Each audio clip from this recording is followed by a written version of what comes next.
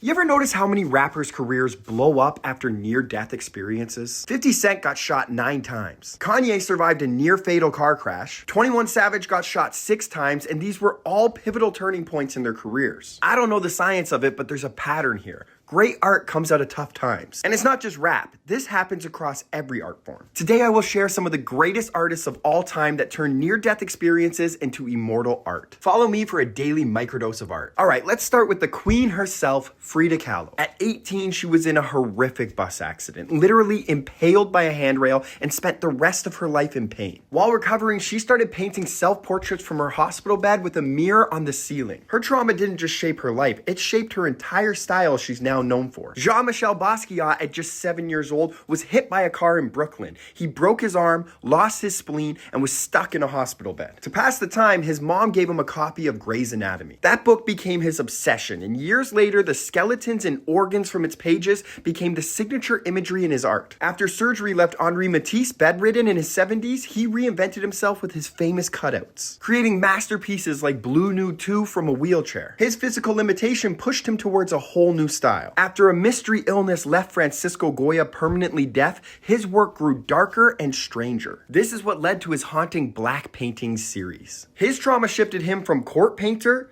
to dark visionary. Leading portrait painter Chuck Close was paralyzed from the neck down and retrained himself to paint with brushes strapped to his wrist. He continued to produce massive portraits that stunned the art world and made him even more legendary. But it goes beyond even just painting. Stephen King was hit by a van in 1999 and nearly killed. He was in excruciating pain, but he kept writing, even weaving the accident into the Dark Tower series. Johnny Cash survived multiple near-death experiences, including drug overdoses and a cave collapse. And those struggles went into his music and became part of a myth that made him larger than life as the Man in Black. Curtis Mayfield was paralyzed from the neck down after stage lights fell on him in 1990. But even paralyzed, he recorded vocals lying on his back, refusing to stop creating. And these are only a few examples of artists who took trauma and turned it into beauty. As Winston Churchill once said, if you're going through hell, keep going. Art is all about building, brick by brick. And when life destroys all of them, rebuild. Even in architecture, some of the most beautiful buildings are the ones rebuilt after war. Because sometimes destruction isn't the end of the story.